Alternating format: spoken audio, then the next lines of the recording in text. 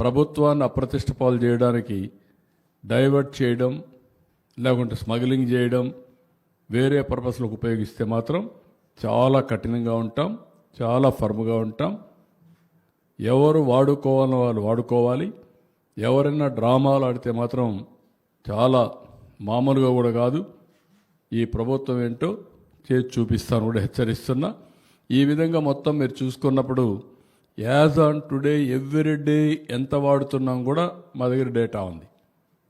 మా కలెక్టర్స్ అందరికీ చెప్పాను, అన్ని జిల్లాల్లో ఎవ్రీ డే ప్రెస్ రిలీజ్ కూడా చేయండి. ఈరోజు ఏ షాపులో ఎంత యూరియా తీసుకున్నారు, ఎంత అవసరం ఉంది, ఎంత స్టాక్ ఉంది, అన్నీ కూడా డీటెయిల్స్ ఇస్తాం.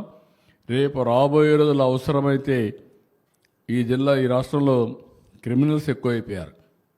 దీనికోసం మొత్తం ఆధార్ అథెంటికేషన్ పెట్టి అదే సమయంలో యూరియా కూడా ఈ క్రాప్ కూడా తీసుకొని ఎవరెంత కావాలో అందరికీ యూరియా ఇస్తారు.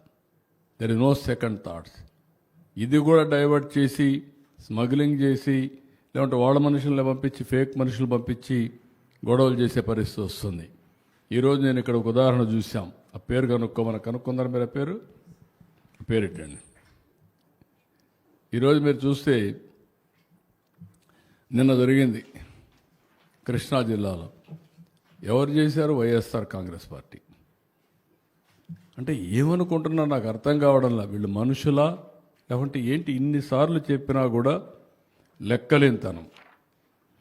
ఇతను ఎర్రా వాసు, ఎర్రా రామ్మూర్తి, చీలి వెంకటేశ్వరరావు, కొలాంటేశ్వరరావు ఆ ఊర్లో ఎరువులు తీసుకుపోయి డౌన్లోడ్ చేసి అక్కడి నుంచి పక్క ఊరికి పోతా ఉంటే ఆ లారీని హైజాక్ చేసే పరిస్థితి వచ్చారు.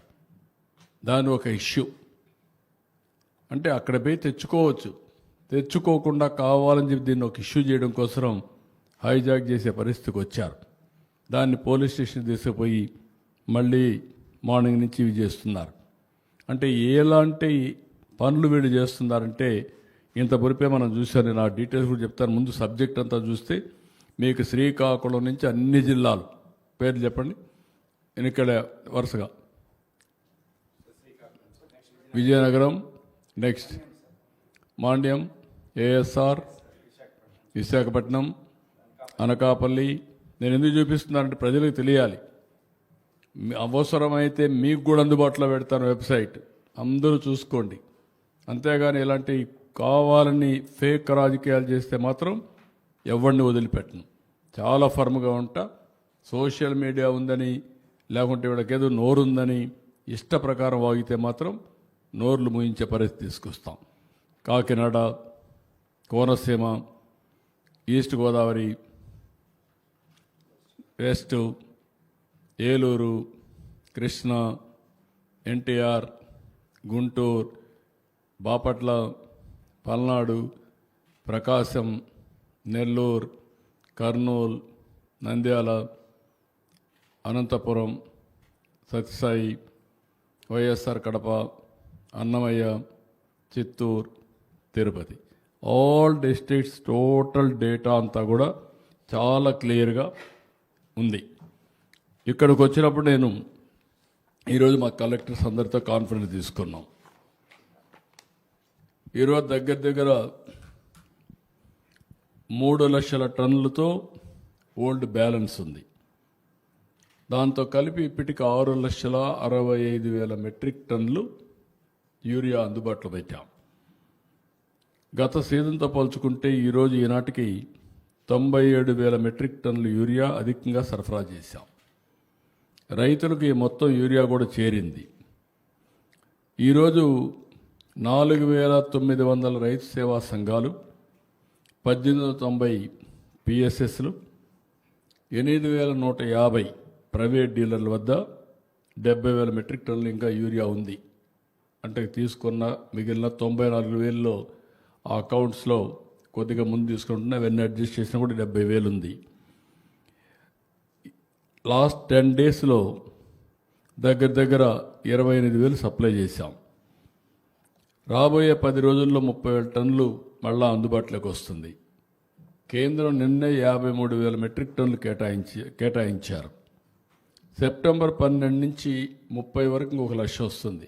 మొత్తం కలిస్తే 2,71,000 మెట్రిక్ టన్నులు అందుబాటులోకి వస్తుంది. 2,71,000 మెట్రిక్ టన్నులు అందుబాటులోకి వస్తుంది. ఎవ్వరు కూడా దీనికి ఆందోళన చెందక్కర్లేదు.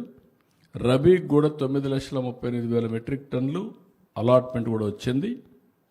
కాబట్టి ఎక్కడ కూడా ప్యానిక్ రియాక్షన్ అవసరం లేదు. కావాలని కొంతమంది రెచ్చగొడితే ఎవ్వరు కూడా సంవేదన పాటించండి. వాళ్ళ కార్యకర్తలు వస్తే ఎట్లా హ్యాండిల్ చేయాలో చేస్తాం. రైతుల ముసుగులో వైఎస్ఆర్ కాంగ్రెస్ పార్టీ కార్యకర్తలు వచ్చి రాజకీయం చేయాలంటే మాత్రం కబద్దార్ జాగ్రత్తగా ఉండండి. మర్యాదగా చెప్తున్నా. మీరేమనుకుంటారంటే మీరు నేరాలు ఘోరాలు చేసి ఇతరులపైన వేసి తప్పించుకోవాలని ప్రయత్నం చేస్తున్నారు. ఎంత నీచంగా ఉన్నారంటే వాళ్ళని చూస్తే వీళ్ళు మనుషుల పశువుల మనం చెప్పలేని పరిస్థితి. కుప్పంలో మొన్నే నేను ఇనాగ్రేట్ చేశాను. నేను అక్కడి నుంచి రాకమునిపే నేను వెళ్ళిపోతాను, నీళ్లు రావని మాట్లాడే పరిస్థితి వచ్చారు. ఒక పంపు 3 గంటలు టెక్నికల్ ప్రాబ్లం వచ్చింది. ఇమ్మీడియట్గా పంపుని రీప్లేస్ చేశారు. ఇప్పుడు కూడా పెడుతున్నారు. కాలువలు ఎండిపోయినాయి, నీళ్లు రావడం లేదు, మోసం చేశారని. అంటే ఏమనుకుంటున్నారు మీరు? సోషల్ మీడియా ఉందని మీ ఇష్టానుసారంగా వాగితే మీ సమాధానం వాళ్ళన్నిటికీ. అలాంటి వాళ్ళని ఏం చేయాలనో పగడ్బందీగా ఆలోచిస్తాం. వాస్తవాలు రాసే వాళ్ళని వాళ్ళు ఏదైనా రాస్తే తప్పుంటే కరెక్ట్ చేసుకుంటాం. తప్పుడు వార్తలు రాస్తే మాత్రం కబద్దార్ జాగ్రత్తగా ఉండండి. మీరు వేయడం మేము ఫేక్ న్యూస్ అని పెట్టుకోవాలన్నా? బుద్ధి జ్ఞానం లేదు మీకు? ఏమనుకుంటున్నారు మీరు? ప్రతిరోజు ఏదో ఒకటి పెట్టి ప్రజల అటెన్షన్ డైవర్ట్ చేసి కావాలని ఫేక్ న్యూస్ అంతా పెట్టే పరిస్థితికి వచ్చారు. అందుకే నేను చెప్పాను, ఈ ఎర్రా వాసు, ఎర్రా రామూర్తి, చీలి వెంకటేశ్వరరావు, కోలాంటి ఈశ్వరరావు వీళ్ళంతా వైఎస్ఆర్ కాంగ్రెస్ వాళ్ళు. మీరు రాజకీయాలుంటే మీ ఇంట్లో చేసుకోండి. ప్రభుత్వం దగ్గర మాత్రం తోక తిప్పితే తోక కట్ చేస్తాం. ఇంకొక ఆయన మాట్లాడతాడు, అక్కడేదో విశాఖపట్నం రైల్వే మనం స్టీల్ ప్లాంట్ ప్రైవేటైజ్ చేస్తే పోరాడతాడంట. ఎవరు చెప్పాడా నిన్ను పోరాడమని? ఎవరు ప్రైవేటైజ్ చేస్తారా? డెఫినెట్గా కొన్ని గవర్నమెంట్లు అన్నీ కూడా కొన్ని సర్వీసులు అవుట్సోర్సింగ్ చేసుకుంటారు సమర్థత పెంచడానికి. అది నెపం పెట్టి ఇష్టానుసారంగా మాట్లాడడం. 12,000 కోట్ల రూపాయలు కేంద్రం ఇచ్చి ఈరోజు మళ్ళీ విశాఖపట్నం స్టీల్ ప్లాంట్ రివైవ్ చేసే ప్రయత్నం చేస్తే, తెలుగువారి ఆత్మ గౌరవాన్ని కాపాడితే, మన మనోభావాలను కాపాడడం కోసం దేశంలోనే మొట్టమొదటిసారి ఒక నిర్ణయం తీసుకొని ఆ నిర్ణయాన్ని పునరాలోచించి మళ్ళీ 12,000 కోట్ల రూపాయలు ఇచ్చి వీడియో ముందుకు తీసుకుపోతున్నాం.